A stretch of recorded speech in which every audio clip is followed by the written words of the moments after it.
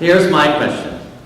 Last year, a transgender woman who was in prison for nearly 30 years in California was released on parole as part of a legal settlement.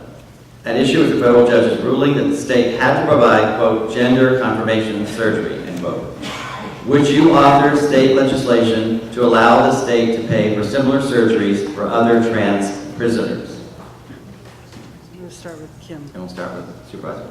Absolutely. I have been a longtime supporter of ensuring that we are fighting for the rights of transgender individuals and intersex individuals here in our county prison, and I'll certainly be an advocate for that at the state level. We are seeing an increasing number of individuals that identify as transgender in our county prison today. In fact, Supervisor David Campos and I wrote a letter yesterday to our sheriff asking what our county sheriff is doing to ensure that we are providing reasonable accommodation, but also access to the same program and curriculum that our other inmates are getting provided today. In fact, we know that transgender individuals aren't getting the support, the curriculum, and programmatic support as other inmates are, simply because they're not easy to put in a gender box in our county.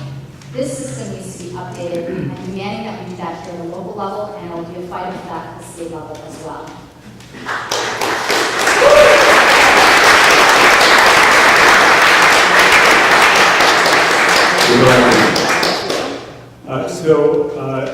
My support for the trans community is because it's the right thing to do, and it's also personal. There was actually a particular transgender person who mentored me, and I would not be on the board of supervisors today if this person had not been there for me over and over and over again as a friend and a mentor and a teacher. It matters.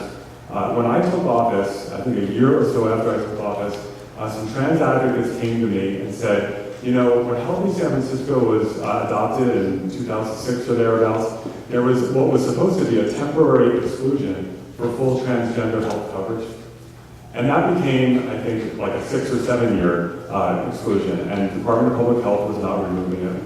So I called Director of Public Health and her staff and these advocates into my office, and I said, we're not walking out of this room until we figure out how to remove this exemption. And an hour and a half later, guess what? We had figured it out. And the next week, I authored a resolution to the Board of Supervisors demanding that the Public Health Commission formally remove that exclusion. I went down to the Health Commission and testified, and they removed it. And then after that, when we realized that SF General didn't actually have all of the surgical capacity that it needed, I worked in the budget to actually get funding for a new surgeon to be hired by UCSF and to perform these surgeries at SF General.